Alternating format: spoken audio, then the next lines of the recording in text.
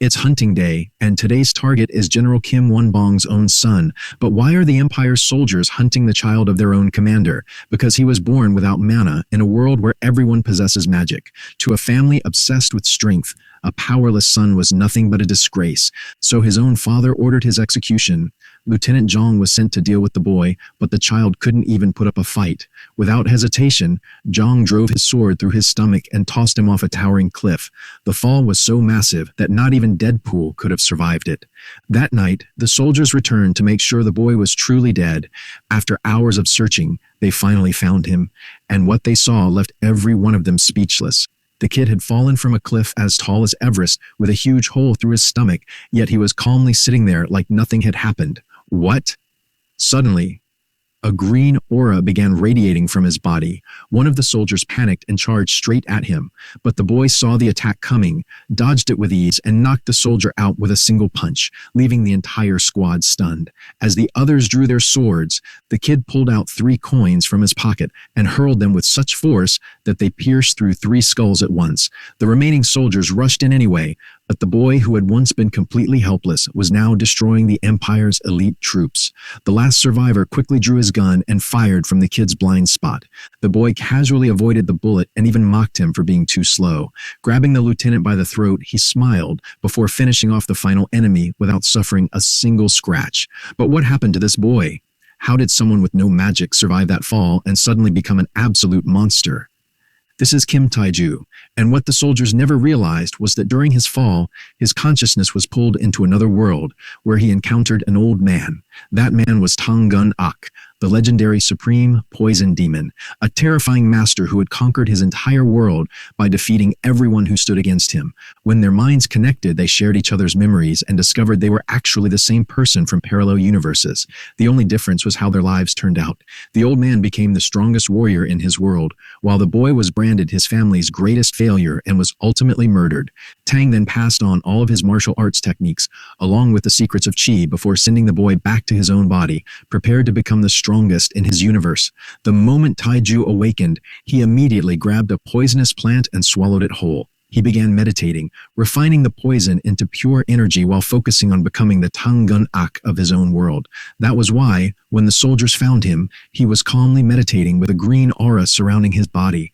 After wiping out every soldier, he had only one goal left: to eliminate everyone who had wanted him dead. One surviving squad returned to the base and informed the general that Lieutenant Zhong's entire unit had been slaughtered. Yet, there was still no trace of the boy's body. Although his father was running out of patience, he remained convinced that, in this world, anyone born without mana would eventually die after being poisoned by the surrounding air. So he believed the boy would perish sooner or later, but the general had no idea what was about to happen. Kill that boy. Kill that boy. A few days later, at the magical beast border surrounding Mount Jiri, the protagonist quietly admired the breathtaking scenery. From his position, the entirety of Mount Jiri stretched out before his eyes. When someone asked if it was his first time seeing such a view, the young man simply confirmed that he had only recently arrived there. The man with the mustache quickly realized that the young man knew very little about their city.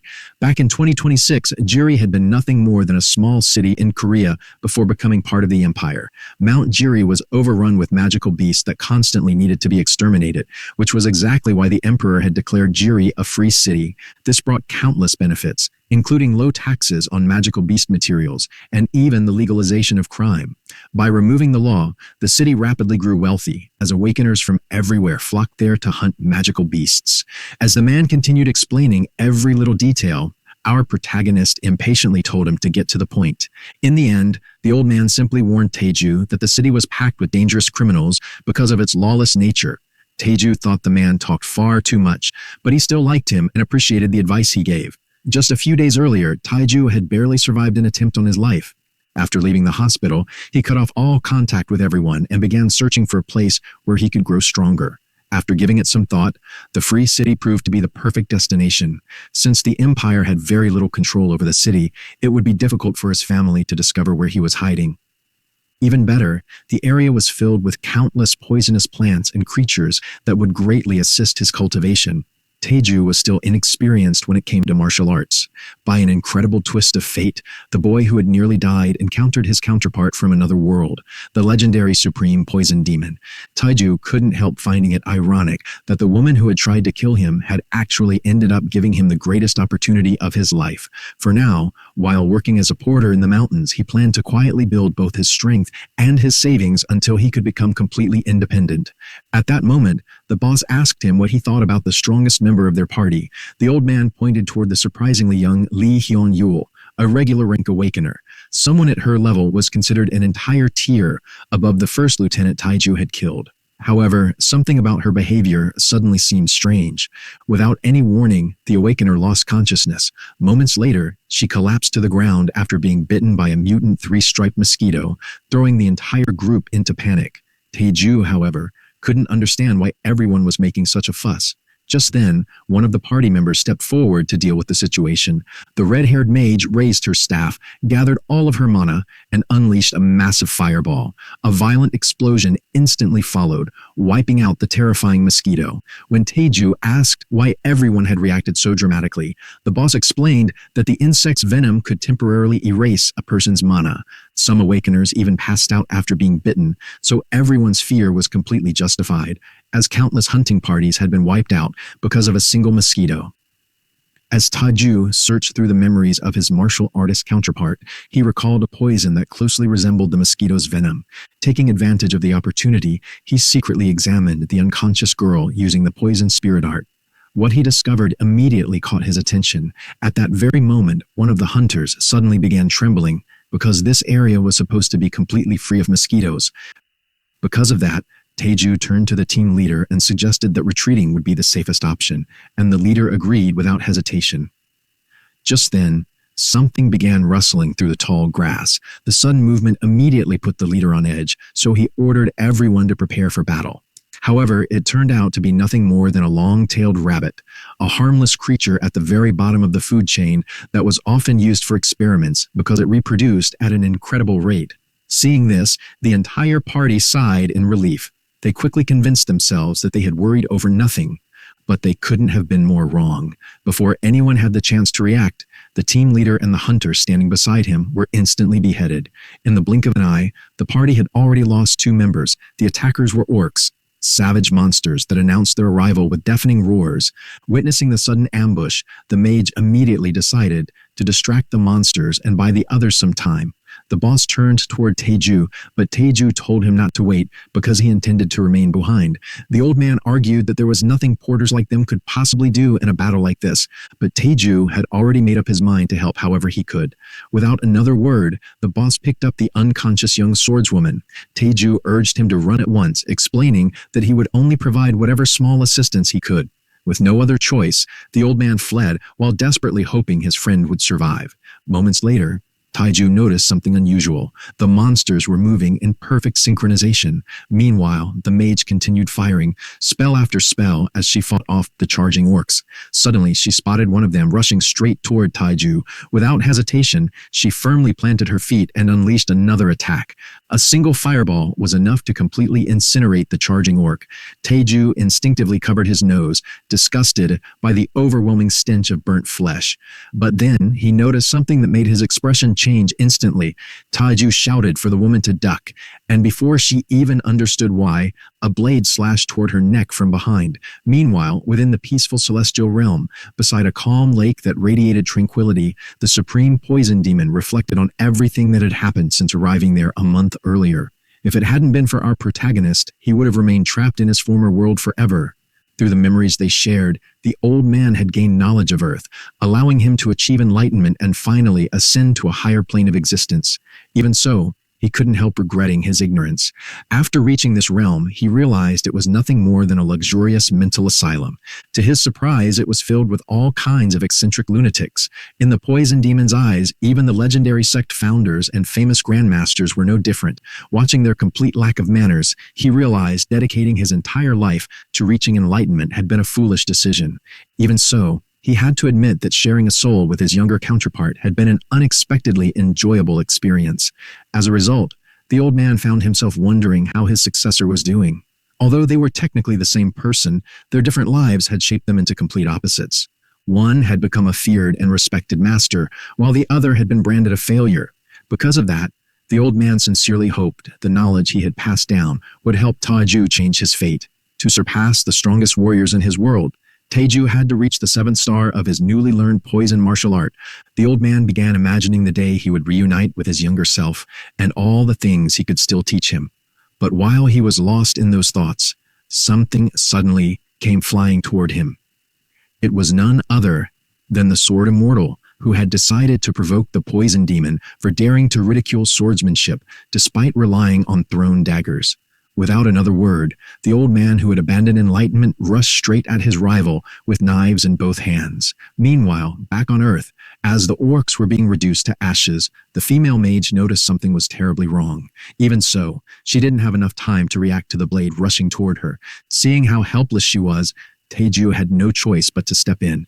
Taking control of the situation, he first knocked her unconscious. Then he instantly leaped forward and decided to use the new area of effect technique he had recently mastered.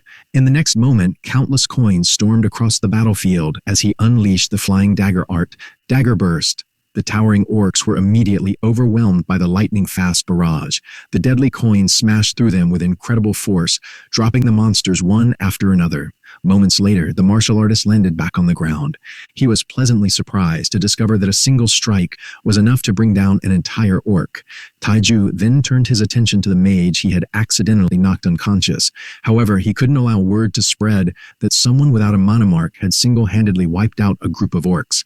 That would attract far too much attention, especially from his own father. Because of that, he decided to leave the area immediately.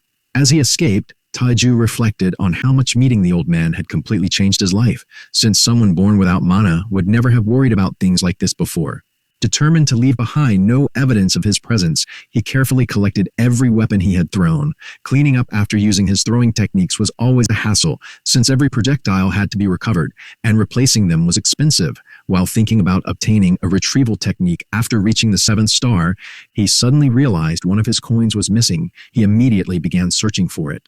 After looking around for a while, he finally spotted it embedded in the trunk of a tree. As he reached out to retrieve it, he noticed an insect buzzing nearby. Reacting instantly, Taiju swiftly caught the mosquito in the palm of his hand. Since mutant 3-striped mosquitoes weren't supposed to appear in this region, it was almost certain this was the very same insect that had bitten the pro-awakener. Taiju carefully placed the mosquito on his palm and began examining it. The venom of this creature temporarily scattered internal energy while disrupting the flow of mana inside awakeners. He immediately recognized its similarities to the energy-scattering poison from Muram. The difference was that people on Earth had to rely on protective equipment because, unlike in Muram, they possess no antidote to counter this poison, making it extremely dangerous. If Taiju could uncover the venom's exact composition, he could use the knowledge inherited from the old master to create an antidote. The only problem was finding herbs in this world that matched the medicinal plants from his master's world.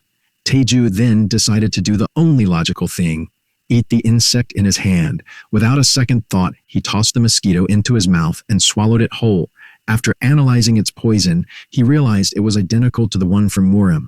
That meant if he could gather the right ingredients, he could create an antidote that would make him incredibly wealthy. With that conclusion, our protagonist decided to test the idea once he returned home.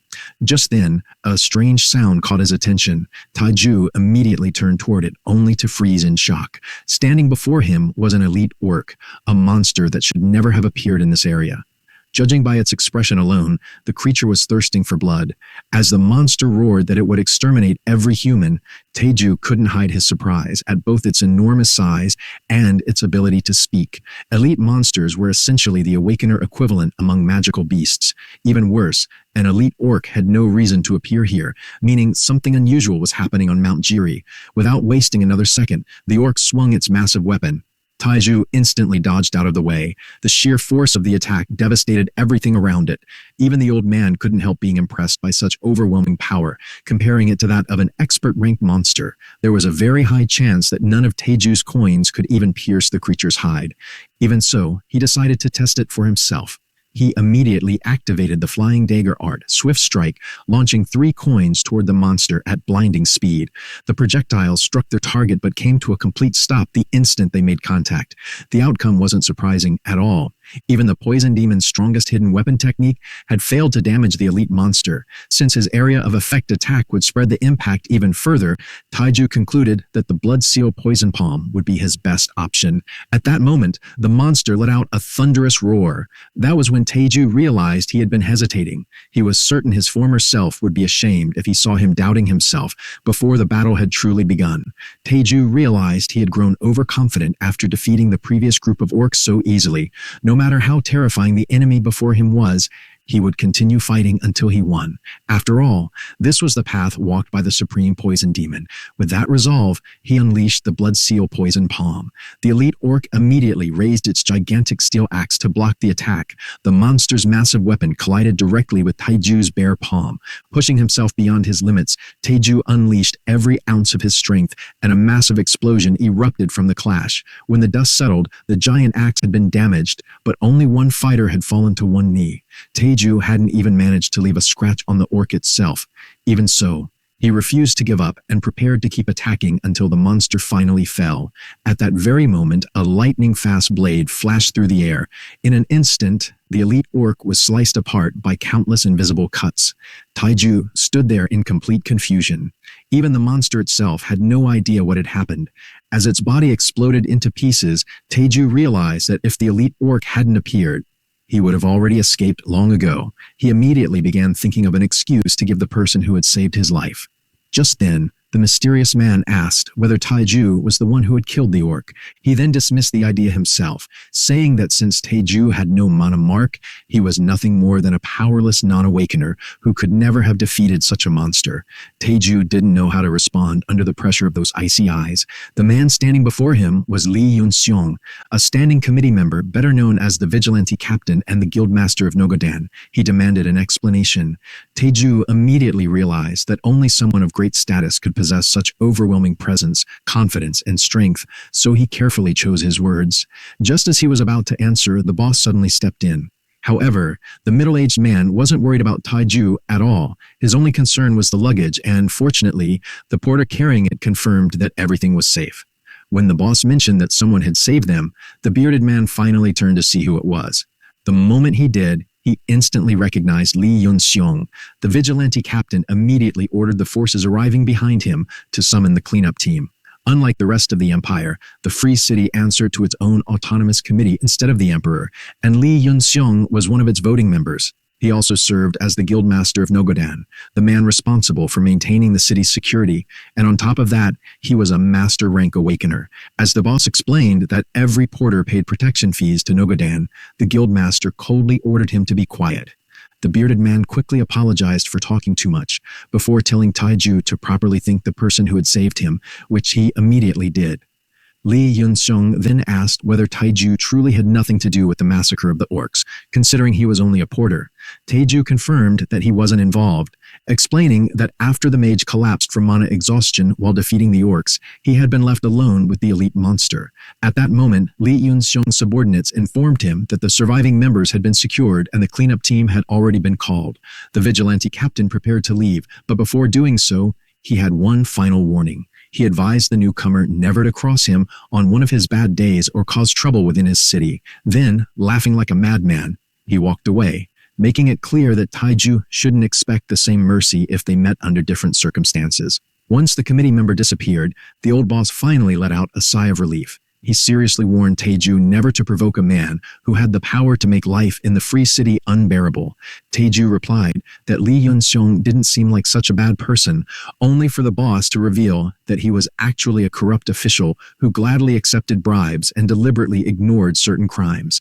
In reality, most of his patrols were nothing more than elaborate cover-ups. If the situation hadn't been so urgent, the boss would never have asked for his help after encountering him in the forest. Since Master Rank Awakeners were basically walking weapons of mass destruction, the new porter was advised to stay as far away from them as possible and hurry down the mountain with the luggage. Taiju realized that if the vigilante captain hadn't stepped in, when he did, he would have found himself in serious trouble. He also came to another painful realization. Ever since the soul-sharing incident, an entire month had passed. And after effortlessly killing several awakeners with the power he had inherited, he had unknowingly become arrogant. In his current state, Taeju didn't even feel worthy of facing his older counterpart. From that day forward, he vowed to stop taking shortcuts, train with complete seriousness, and become truly powerful through his own efforts.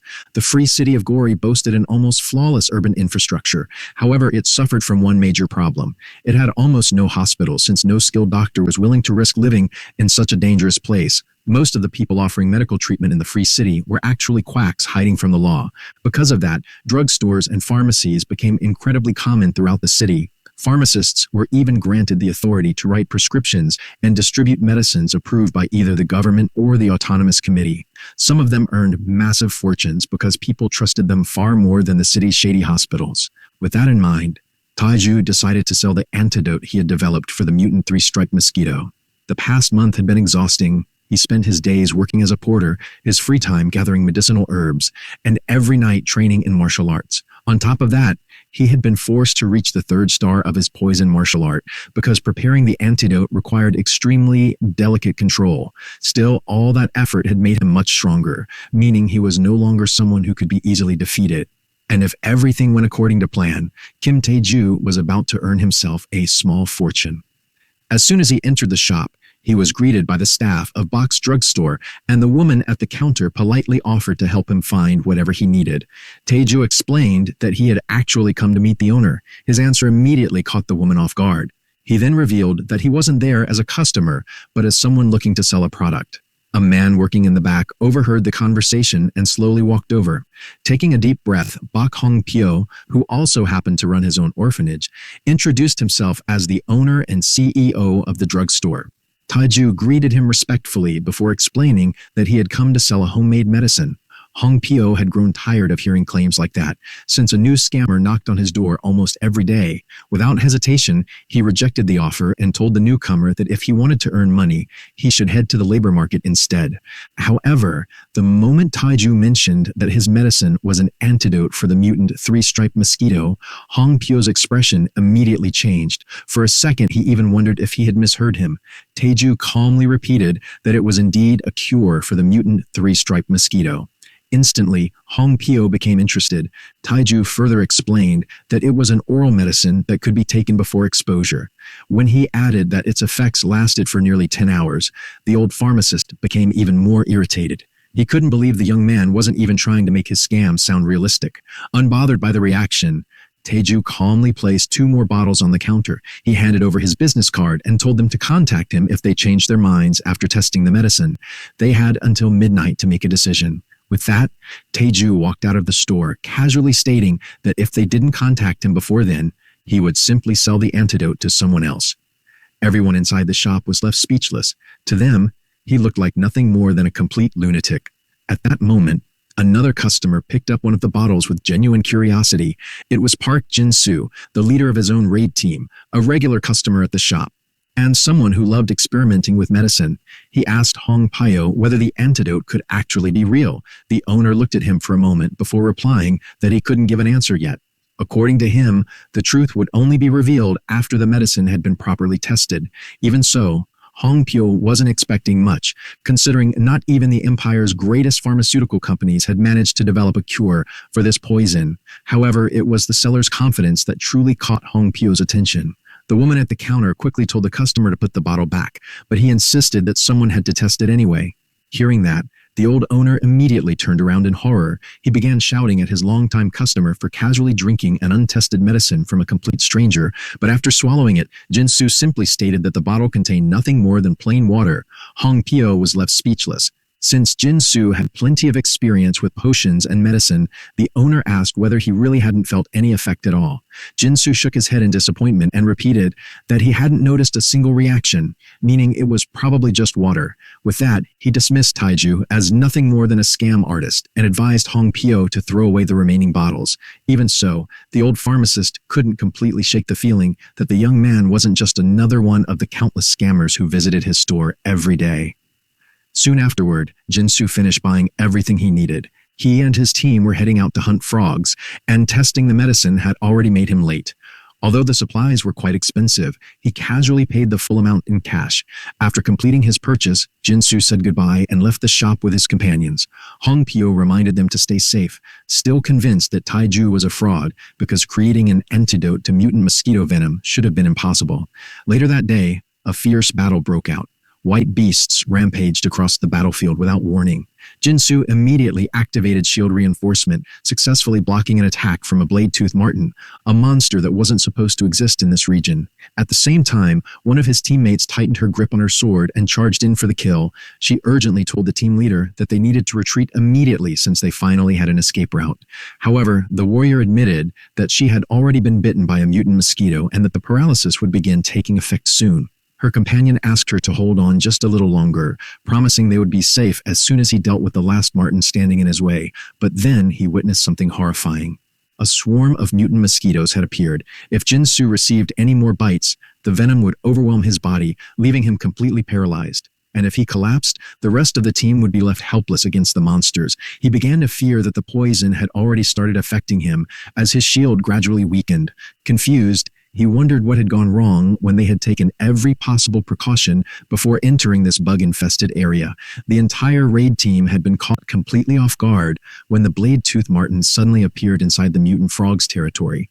The surprise assault instantly tore apart everyone's protective bug suits. The team leader blamed himself for the disaster, believing that his own carelessness and panic had caused him to get bitten. At first, everyone who had been stung tried to retreat immediately. However, the blade-toothed martens blocked every possible escape route, leaving the team with no choice but to continue fighting. Jinsu knew he only needed a little more strength to defeat the final marten and survive. Just then, the party's swordsman shouted a warning about another incoming attack. Turning around, the team leader witnessed something terrifying. The monster unleashed a devastating strike that pierced straight through his shield, shattering the barrier instantly. Yet, strangely enough, even though his defensive skill had been destroyed, Jinsu didn't lose any strength or mana. It was at that very moment that Jinsu finally understood what had happened. The antidote he had swallowed at the drugstore hadn't been a scam after all. Realizing the truth, he charged back into the fight without hesitation. Tightening his grip on his sword, the team leader thought that if the antidote truly worked, then victory was no longer out of reach. Later that night, someone rushed into the old pharmacist's drugstore. It was Jinsu, who immediately demanded to speak with the owner. Without wasting any time, he asked how much the mosquito antidote cost and insisted on buying every bottle in stock. Sometime later, at the bustling market of the Free City, a blade-toothed marten, famous for greatly improving stamina, was being sold for 5 million won. Not far away, another merchant was offering a custom-made suit of magical beast armor crafted from crustacean shells for 50 million won. Having grown up in the border city of Puju, Taiju had never visited such a massive marketplace before, and he couldn't help being amazed by how lively it was. Taking the day off had definitely been the right decision. In order to create the mosquito antidote, he had first needed to reach the 3rd star of his poison martial art. Producing the medicine required incredibly precise control over his internal energy so he could properly extract the necessary properties from both medicinal herbs and poisonous plants. However, after pushing himself too hard, his poison essence had become overloaded, forcing him to spend some time digesting the accumulated poison. Setting that aside, Taiju recalled his earlier meeting with Hong Pyo at a coffee shop. The old pharmacist had insisted on signing a contract to purchase every bottle of the antidote. It seemed the homemade medicine had truly proven its effectiveness.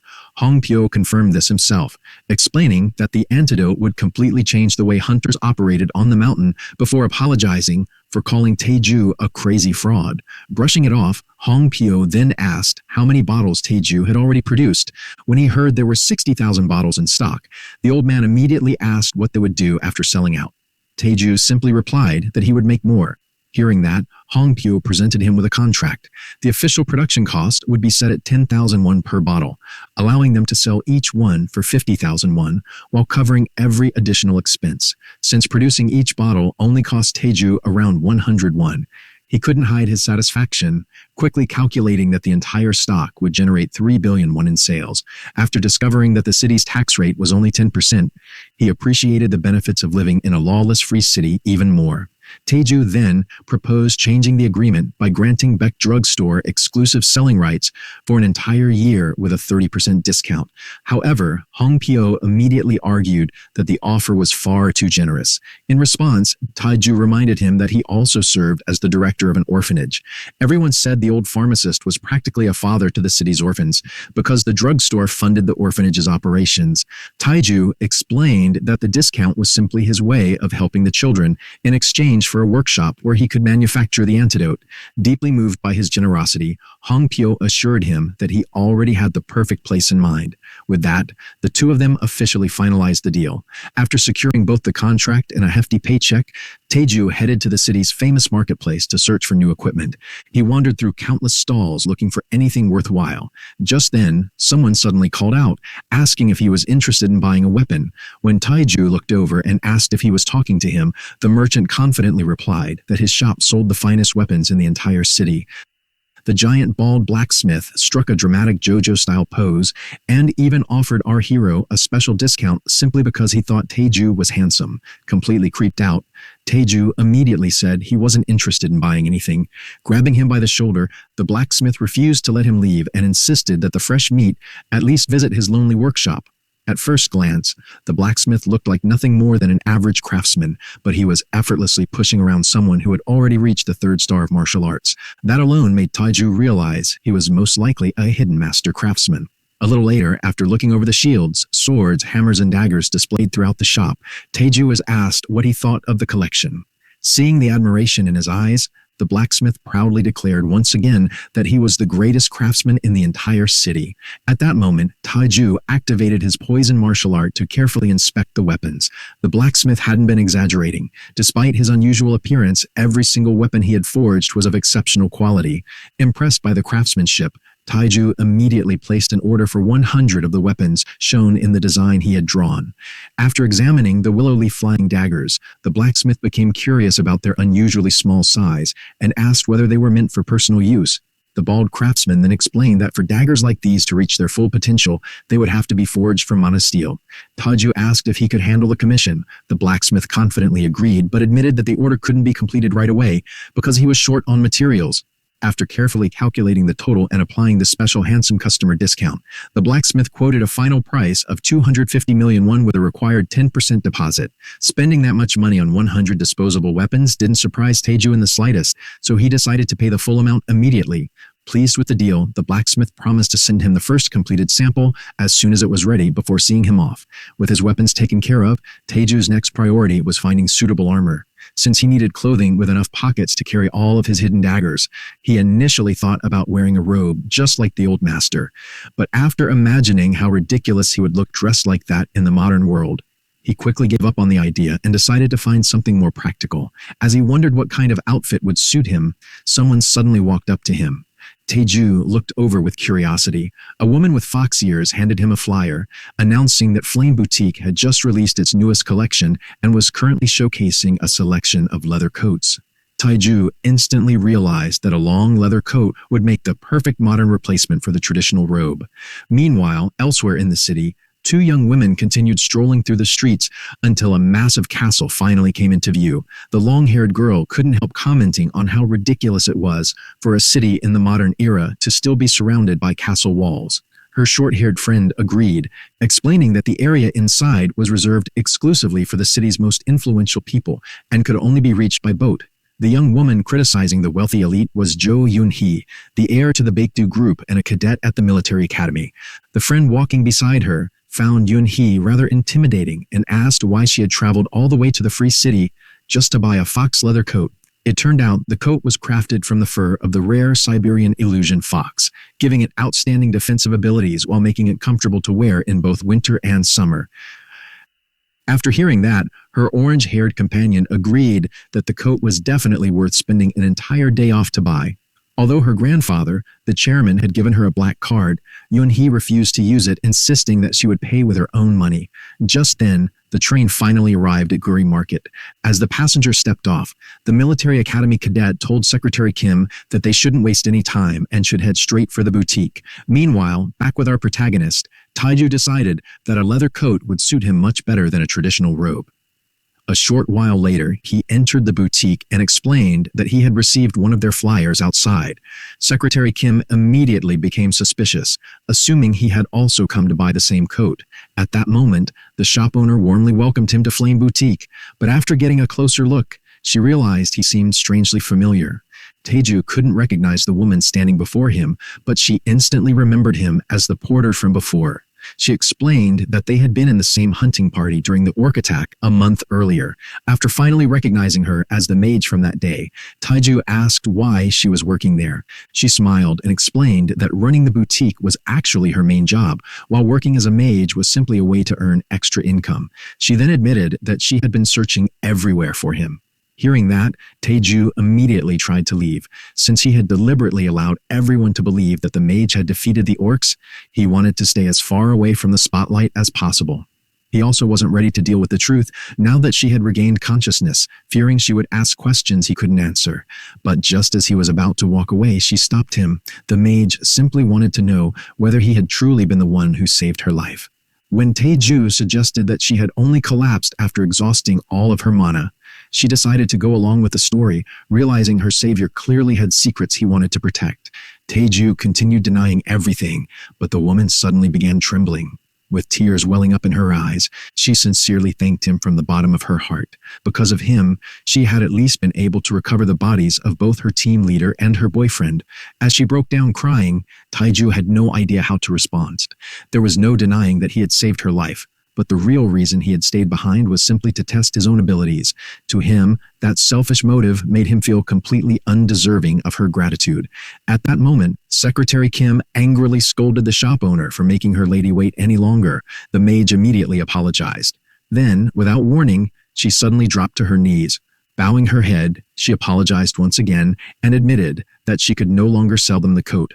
Taeju looked on in complete confusion. Secretary Kim exploded in anger, shouting that after traveling such a long distance and going through so much trouble, they were now being refused at the very moment they were ready to pay.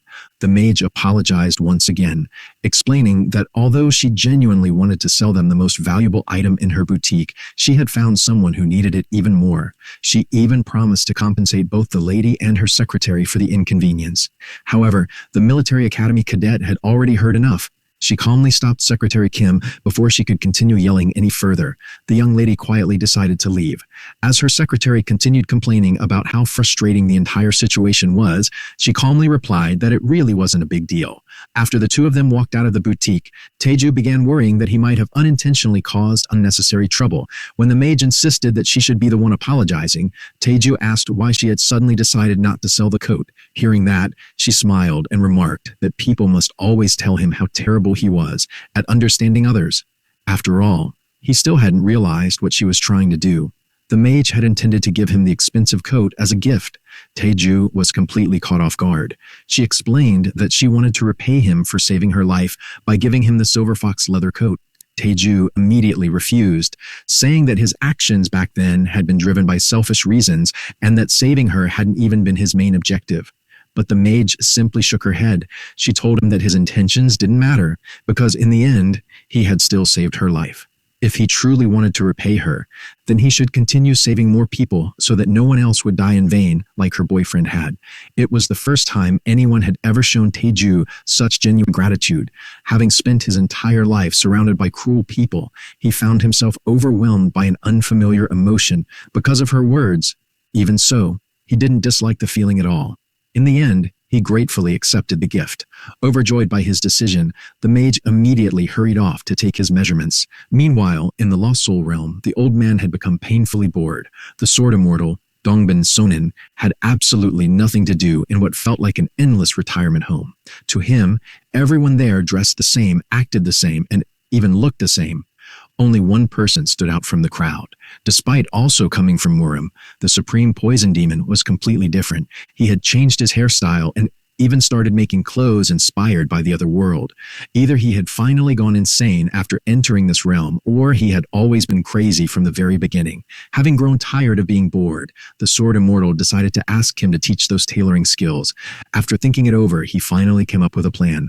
To convince the poison demon, he decided to offer him a special gift, the legendary Heavenly Peach of the Lost Soul realm. Meanwhile, deep beneath the old pharmacist's orphanage, behind a tightly sealed door on one of the lowest underground floors, something mysterious was taking place. After putting in tremendous effort, Taeju finally achieved the results he had been hoping for. Just then, his phone rang. The caller was Hong Pyo, who excitedly informed him that production of the antidote had finally been completed. The old pharmacist sounded thrilled because the store's shelves had already been almost completely emptied, leaving Taeju genuinely surprised. Ever since news of the mosquito antidote spread throughout the city, adventurers had flooded the shop to get their hands on it. To make matters even crazier, some customers, including the very first person who had tested the medicine, were purchasing huge quantities at once. Taeju asked Hong Pyo to announce that more stock was already being produced and to limit each customer to a maximum of 2 bottles. The old man agreed, but admitted he was worried that counterfeit versions of the medicine would soon begin appearing on the market. Even so, Taeju wasn't concerned in the slightest. According to him, if people copied one product, they would simply create an even better one. Knowing that no one could recreate the antidote without the poison spirit art, Taeju wasn't worried at all. As Hong Pyo prepared to end the call, explaining that he would limit sales until more stock arrived, Taeju asked him to get a packaging machine. He complained that packaging the medicine actually took longer than making it, which was why he had been stuck inside the workshop for an entire week. Hong Pyo promised to have one delivered as soon as possible.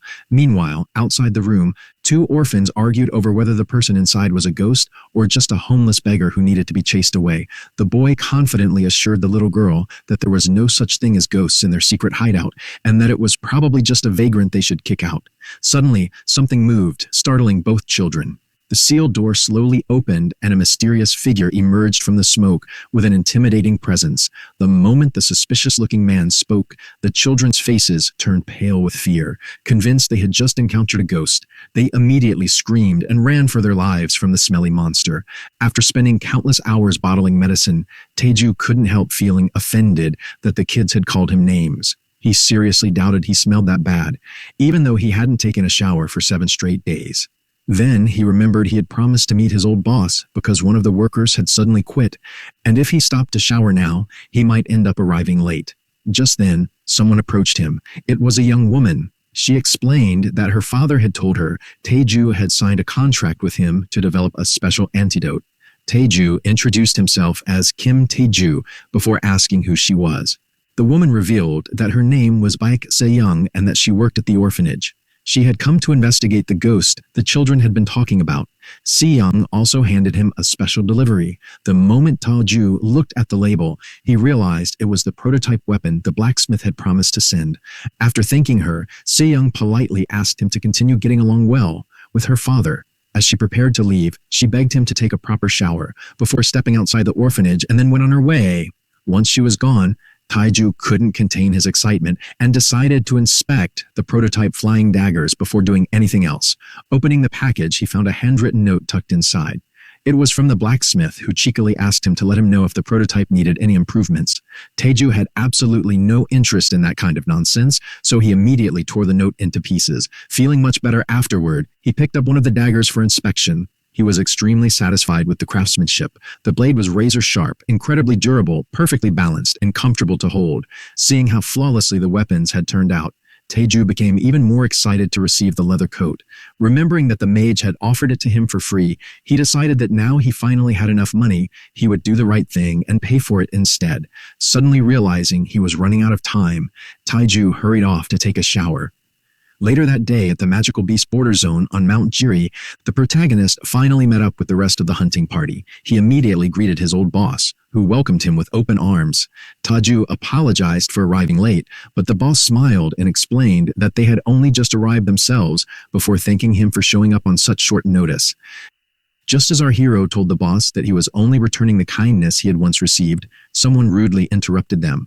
Annoyed that a mere porter had delayed the hunt, the man demanded an apology. The arrogant speaker was Jong Won-jun, a beginner-ranked member of the raid team, who reminded them that this wasn't a place for casual conversation. Taeju calmly told him to watch his words and made it clear that he had no reason to apologize. Being spoken to like that by an unranked porter infuriated the swordsman, who believed someone of Taeju's status should simply bow his head and apologize without question. Taeju felt an overwhelming urge to kill the irritating man and instantly understood why the porter he was replacing had run away.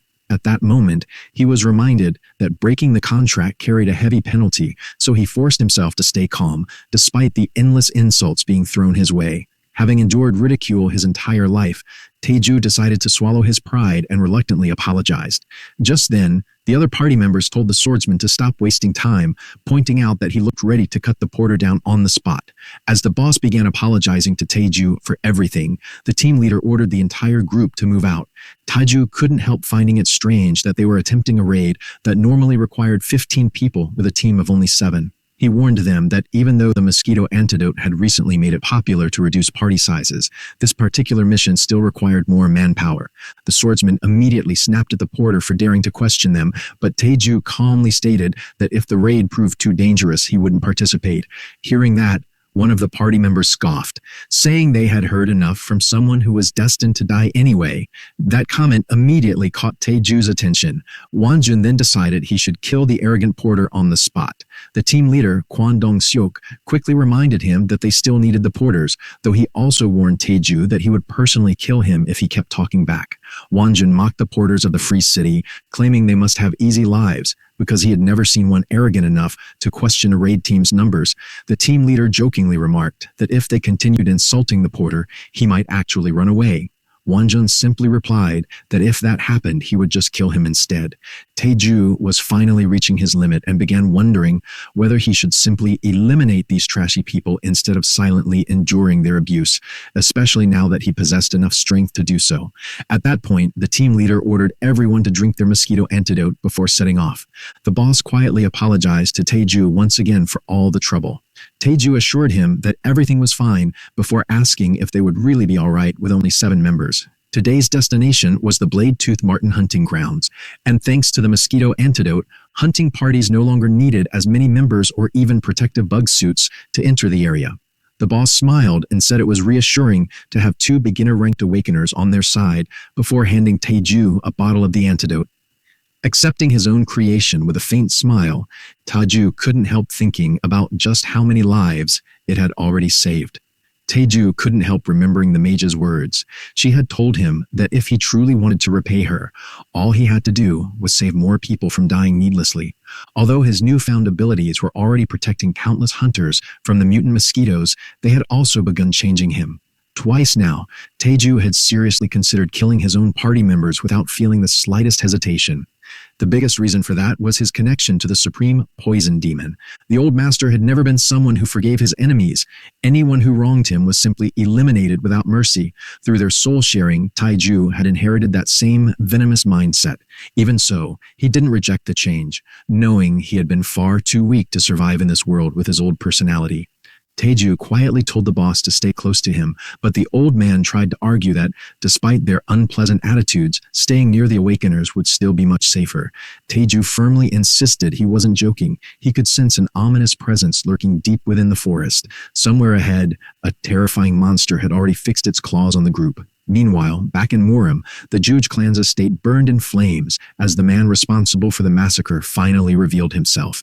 The elderly clan patriarch lay on the ground, battered and exhausted. Juge Chan, the head of the clan, furiously shouted at Dong Un Nok for daring to bring such destruction upon them. The poison demon simply laughed in response, mocking the lightning demon before exposing the truth. He revealed that the patriarch and his entire clan had secretly been working alongside the demonic cult.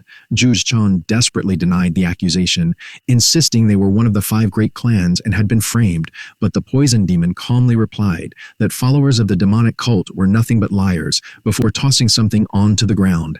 The old man's face turned pale with horror. Rolling to his feet was the severed head of his own son. The poison demon declared that this was the punishment for sacrificing innocent civilians to create the demonic blood pill before daring the patriarch to call it a false accusation again. He despised people like the lightning demon more than anything, those who trampled on the weak for their own selfish ambitions. Realizing he had no way out, the patriarch desperately tried to bargain for his life, offering valuable information about the heavenly demon in exchange for mercy, but the poison demon couldn't overlook the countless innocent lives that had been lost because of the patriarch's crimes. Without another word, he passed judgment. In the next instant, a storm of poisonous blades rained down upon the old man. Deep inside, the poison demon wished he could someday deliver that very same punishment to the heavenly demon as well. Back in the present on Earth, the hunting party celebrated how easily they were taking down the blade-toothed martens now that they no longer had to worry about mutant mosquitoes. Delighted by the overwhelming amount of loot, the arrogant swordsman mocked the so-called coward for doubting the raid, claiming Taeju would always be nothing more than a porter. Taeju struggled to suppress the anger building inside him. After all, the only reason this hunt had gone so smoothly was because of the antidote he had created. For a brief moment, he genuinely considered killing every one of them. In the end, however, he decided these pathetic fools weren't worthy of becoming the first victims of his new throwing knives. Taeju knew better than anyone that without his antidote, this hunting party would have struggled just to survive the blade-toothed martens. Even so, he was convinced they weren't remotely prepared for what was about to come next. Once again, Taeju warned the boss that danger was approaching and urged him to stay close. The old man looked completely confused. Taeju calmly explained that they were about to face one of Mount Jiri's most well-known threats, a pack of red wolves. The moment the beast appeared, the boss began trembling. Everyone froze in horror at the sight of the massive red-furred wolf. Even so, Taeju calmly reassured the old man that there was nothing to fear and simply told him to hold onto his backpack, leaving the boss even more confused. A single red wolf was powerful enough to require a regular rank awakener to defeat, but that wasn't the most terrifying part. These beasts always hunted in packs of 10. Wanjun was caught completely off guard when a second wolf emerged from the forest. Panicking, he immediately began swinging his sword in an attempt to kill the monsters. However, the wolf effortlessly dodged every strike. Seeing that, the swordsman quickly turned to the team leader and demanded orders. But the team leader had already started running away. As the woman beside him screamed in panic, the coward shamelessly declared that they would stick to their usual plan. They would sacrifice the porters to distract the wolves, while the awakeners escaped safely. Hearing that, the old boss panicked and desperately begged Taeju to think of a solution. Taeju was more than happy to oblige. Without hesitation, he unleashed the flying dagger art single flash. In an instant, the dagger shot through the air at incredible speed, grazing the swordsman's head and slicing across the team leader's face before burying itself deep into a nearby rock. A chorus of agonized screams echoed throughout the forest. The boss stood frozen in shock at what he had just witnessed. Taeju coldly called out the team leader for abandoning his own comrades and condemned the swordsman for willingly sacrificing the weakest members just to save himself. There was nothing Taeju hated more than cowards who threw innocent people away for their own survival. The swordsman and the team leader clutched their heads in agony after both losing an ear. Then Wanjun noticed something even more shocking. One of the red wolves had already collapsed, dead from a single strike. Trembling, the boss asked Taeju how he had managed to kill such a monster with only one attack. Just then, the surviving wolf let out a furious howl, determined to avenge its fallen companion. But Taeju showed no fear whatsoever. Staring directly at the beast, he coldly warned it that he would kill it too if it dared make another move. He then turned toward the raid party and asked whether this was truly normal for them. Did they always abandon the weakest members whenever things became dangerous? Wanjun shamelessly shouted that it was only natural for worthless people to die so the awakeners could survive. Taeju had expected exactly that answer, so he decided it was time they experienced their own logic firsthand. Without another word, he calmly moved himself and the boss to a safe location. Then he ordered the awakeners to fight the remaining wolf themselves. The one-eared men stared at him in disbelief. Since Taeju had already killed one of the wolves, he saw no reason why they couldn't deal with the other. The team leader furiously called the idea ridiculous and warned Taeju that making enemies of awakeners would only bring him regret. Moments later, he desperately shouted at one of his terrified teammates, who quickly offered Taeju a generous reward if he agreed to help them. In response, another dagger instantly flew toward him. Taeju concluded that the tall fool clearly had no use for his remaining ear either, since he seemed completely incapable of listening. The protagonist reminded everyone that his job was to carry the luggage, while theirs was to fight the monsters. He even mocked them, pointing out how confident they had been when dealing with the blade-toothed martens. Then he simply ordered them to fight. Taeju wasn't joking in the slightest. His words left everyone stunned, especially the swordsmen, who declared that they had no intention of following a porter's orders. Taeju calmly warned them that with a red wolf standing right in front of them, refusing wasn't really an option. Left with no choice, the swordsman told his teammates to hold the line. But before anyone could react, the wolf lashed out. A single swipe of its massive paw struck the swordsman so hard that it sent his head flying clean off his shoulders. At that moment, the party leader swore he would kill the porter himself, but while cursing the man he had planned to sacrifice, he completely failed to notice the wolf had already appeared beside him. In the next instant, the beast clamped its jaws around him and bit the upper half of his body clean off.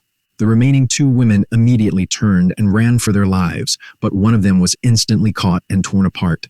With only a single party member left alive, the merciless beast shifted its attention to its final prey. One brutal bite later, the last awakener was dead.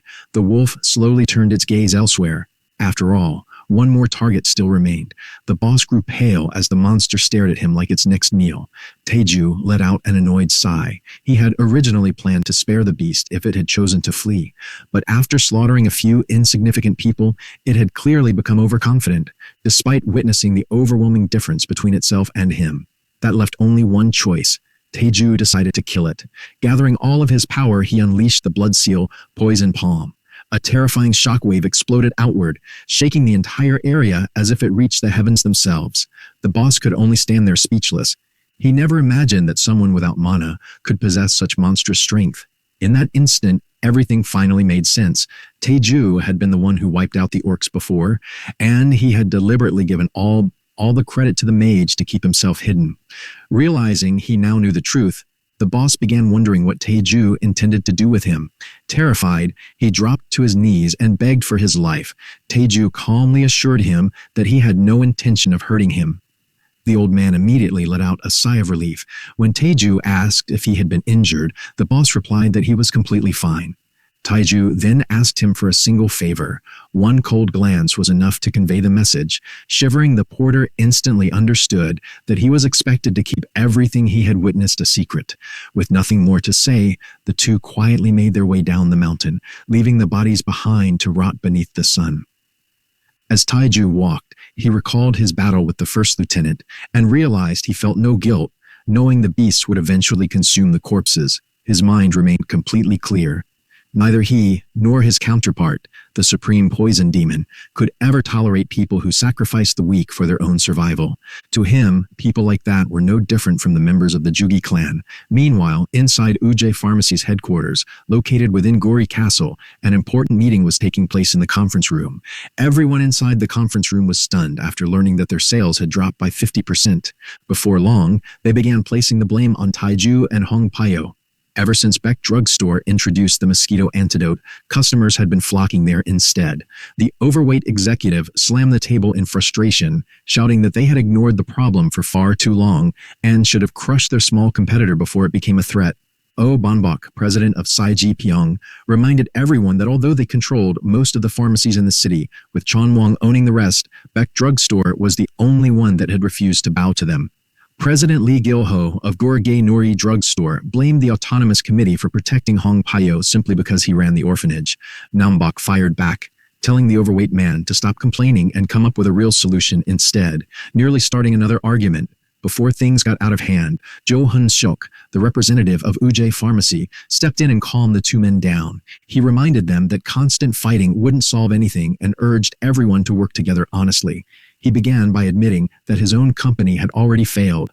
It turned out that every major pharmaceutical company had been unable to recreate the mosquito antidote developed by Taeju.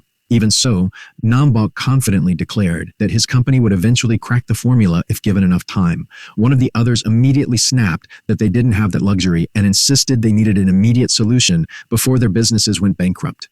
Hun-seok agreed that their options were limited, although they had to be careful. Because of the Autonomous Committee's protection of Beck Drugstore, he believed they should continue with their usual methods. The overweight executive had expected that answer and asked whether the investigation had been completed. Hun-seok nodded and shared everything they had uncovered. Their investigation revealed that the creator of the antidote was a 29-year-old former soldier and the eldest son of Brigadier General Kim Won-bong of Paju. Nam-bok frowned at the information, realizing that someone connected to such an influential figure wouldn't be easy to deal with. However, Hunseok explained that this was only the beginning.